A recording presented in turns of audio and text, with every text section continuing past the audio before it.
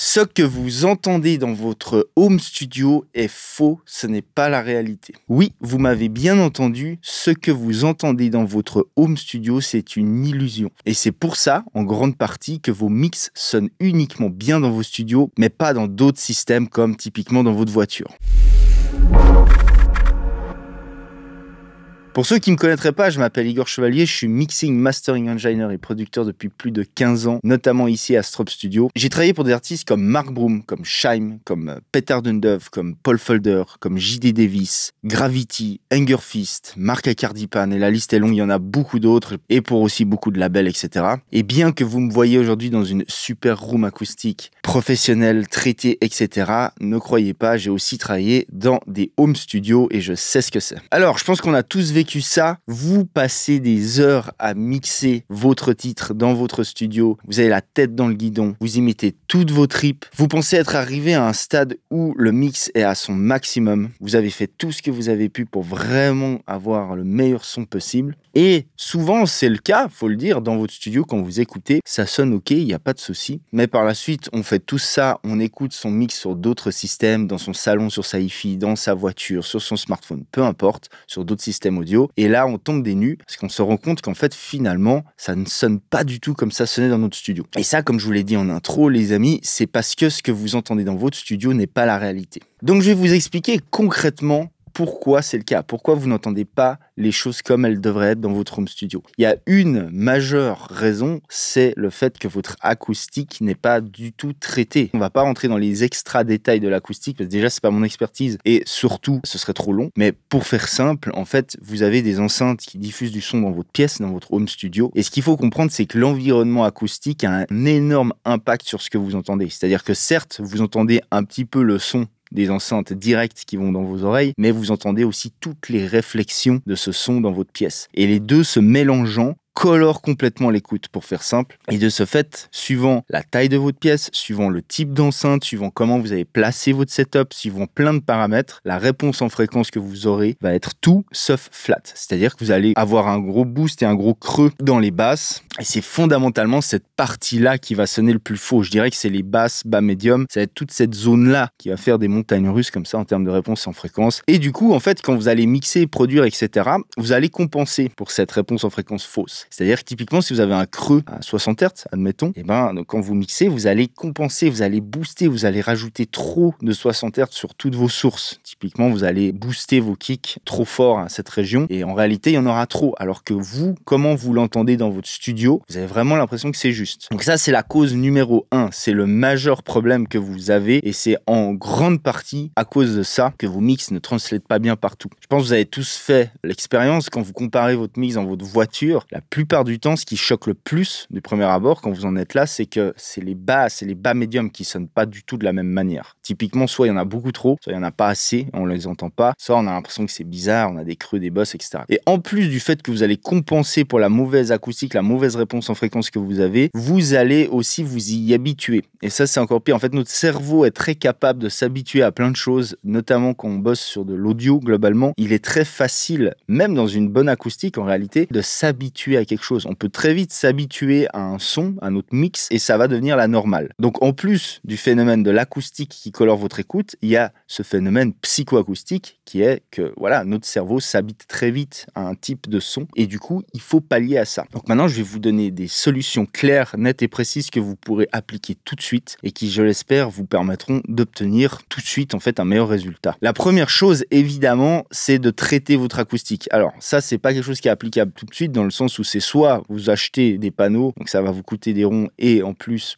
il va falloir savoir le faire un minimum quand même parce qu'il s'agit pas de simplement de placer des panneaux à l'arrache partout autour de vos enceintes. Soit vous allez les fabriquer. Donc dans les grandes lignes, si vous voulez, l'acoustique, vous pouvez l'améliorer. Bien sûr, c'est une solution qui est tout à fait viable et tout à fait faisable. Maintenant, c'est compliqué parce que ça dépend de plein de facteurs. Ne pensez pas que vous pourrez faire des miracles. Il y a quand même malheureusement des aspects physiques comme notamment la taille de votre pièce. Si vous avez une toute petite pièce, sincèrement, ça va être compliqué de faire quelque chose de viable acoustiquement parlant. Mais si vous avez une pièce d'une taille correcte, disons au moins 15 mètres carrés minimum, c'est déjà petit, sincèrement, mais de 13 à 15 mètres carrés, vous pouvez quand même commencer à vous renseigner, à essayer de traiter notamment les premières réflexions entre vos enceintes et votre place d'écoute et la plus grosse onde stationnaire qui va être entre votre mur derrière vos enceintes et votre mur qui sera placé derrière vous. On va pas rentrer dans les détails de l'acoustique, encore une fois, c'est pas mon expertise et on n'aurait pas le temps. Mais fondamentalement, vous pouvez nettement agir là-dessus si vous avez l'espace requis en commençant à traiter votre espace acoustique et aussi en trouvant le meilleur placement avec vos enceintes. Déjà, le fait de trouver le sweet spot dans votre pièce par rapport au placement de vos enceintes et où vous vous placez peut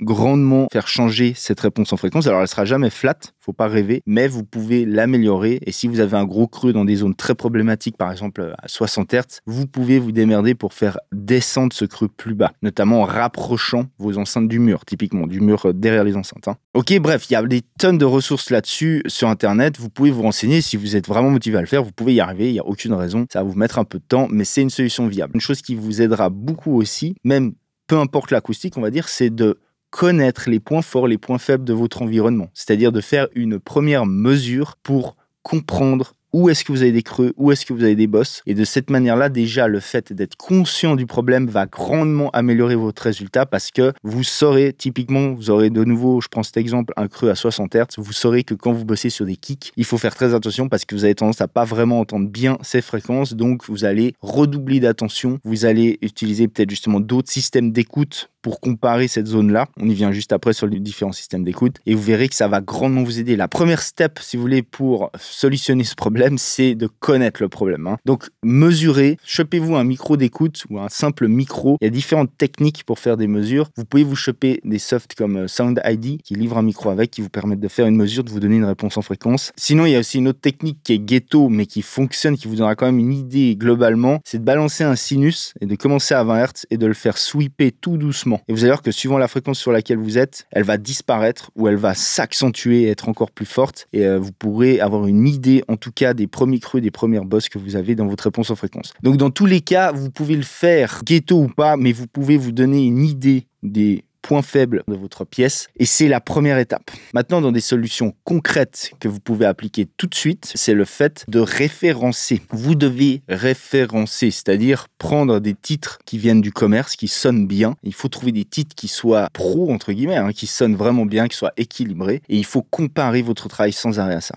Dans les grandes lignes, c'est ça. Il y a une seule grande règle à respecter, c'est que quand vous comparez entre votre titre, votre mix et la référence, il faut que les deux soient au même niveau sonore, au même LUFS. C'est très important, sinon vous ne pourrez pas comparer concrètement, car en fonction du niveau auquel on écoute, la réponse aux fréquences de notre oreille change. Si on écoute deux trucs qui sont pas au même niveau, on l'entend pas de la même manière. Donc pour bien référencer, bien comparer, il faut vraiment se mettre au même loudness. Donc ça, c'est un truc que vous pouvez appliquer dès maintenant et je suis sûr que la plupart d'entre vous le font pas vraiment ou pas bien. Et vous allez voir que si vous le faites correctement, que vous le faites tout le temps, dès le début de la prod jusqu'à la fin de votre mix, de manière régulière, ça va grandement améliorer le résultat tout de suite de ce que vous faites et ça va sonner beaucoup mieux partout parce que vous allez vous rendre compte de trucs évidents. Genre, j'ai trop de basse, j'ai pas assez de basse. C'est des trucs en 2 secondes, on s'en rend compte en faisant une comparaison. Et évidemment, c'est chiant à faire. Personne n'a envie de comparer tout le temps. Mais il faut se forcer à le faire. Vous allez voir que ça va vous faire progresser de ouf. Donc, sachant le problème que vous avez dans votre pièce, sachant le fait que vous référencez, maintenant, multipliez les systèmes d'écoute. C'est-à-dire, moi, je vous conseille au moins de vous choper un casque, un bon casque, avec lequel vous pourrez double-checker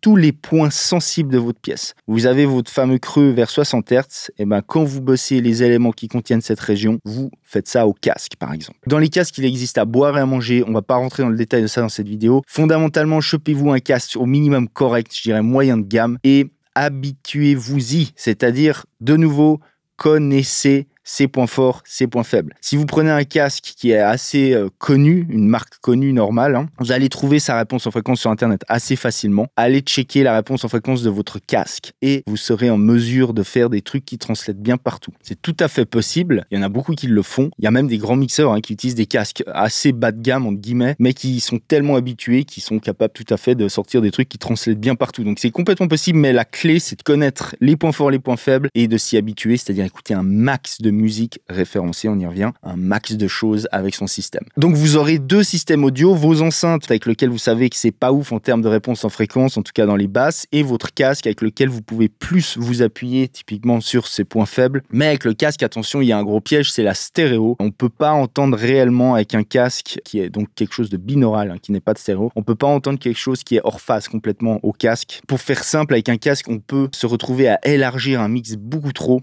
alors que sur des enceintes, ça nous sauterait aux oreilles, entre guillemets. Donc, faut faire gaffe à ça. Mais là, de nouveau, vous connaissez le point faible du casque. Quand vous bossez sur des trucs de stéréo, checkez avec vos enceintes et double-checkez, référencez. Et maintenant, il y a une dernière chose qui est très importante à mettre en place et qui peut vous faire progresser de ouf, c'est apprendre à utiliser des outils de metering, c'est-à-dire les analyseurs de spectre, tonal balance control, les outils de phase, pour checker de ne pas faire trop de hors-phase typiquement, les loudness meters, etc. Ici, on va se focus plutôt sur tonal balance control et analyseur de spectre, mais tonal balance control, c'est le plus utile qui vous permettra, si vous voulez, le plus de vous reposer, entre guillemets, sur ce que vous voyez. Attention, ne mixez pas avec vos yeux, s'il vous plaît. Mais quand on n'entend pas réellement la réalité, on peut s'appuyer sur des aides visuelles qui peuvent grandement vous aider, ou en tout cas vous donner un range et vous dire, attention, là, t'es complètement HS, t'as 15 fois trop de basse, ou au contraire, non, là, il y en a vraiment pas assez. Ça peut être des très bons indicateurs pour vous donner comme ça des ranges. Je vous conseille Tonal Balance Control de Isotope. C'est le plus utile. Pourquoi? Parce que lui, en fait, ne prend pas compte du loudness. Donc, utilisez des outils visuels comme ça pour vous aider, pour vous appuyer sur vos décisions. Essayez dans la mesure du possible de vous baser d'abord sur ce que vous entendez,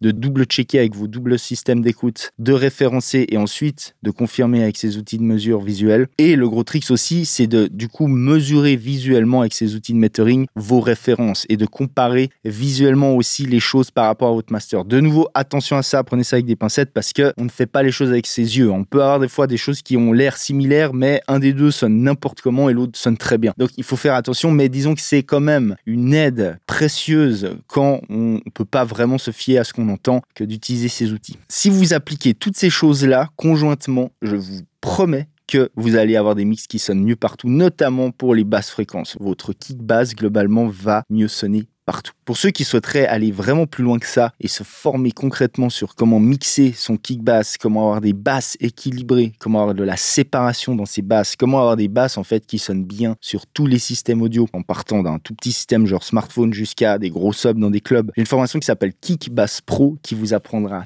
tout ça en détail. Vous y apprendrez toutes les notions fondamentales que vous pourrez appliquer dans tous les styles audio, c'est-à-dire toutes les notions de phase avancée, de sidechain, de mixage. Toutes ces techniques que vous acquérez vous permettra de faire en fait des basses équilibrées et ce dans n'importe quel style audio. Parce que concrètement, ces techniques, c'est les mêmes pour tous les genres de musique. Ça, c'est un énorme mythe. Ne croyez pas que pour mixer un kick bass hip-hop, c'est différent que pour mixer un kick bass techno, par exemple. Oui, certes, le sound design n'est pas la même chose, mais les techniques de sidechain, les techniques d'EQ, les techniques de séparation, etc. sont les mêmes. Donc en suivant ce programme, concrètement, vous serez formé pour n'importe quel genre de musique, vous saurez concrètement comment mettre en place un kick bass, vous connaîtrez les erreurs à éviter, vous connaîtrez comment faire quelque chose qui est solide et percutant et surtout qui sonne bien partout et même si vous avez une acoustique pas terrible, vous serez en mesure de faire tout ça. Si ça vous intéresse, je vous mets tous les liens dans la description. Je vous dis à tout bientôt. Ciao.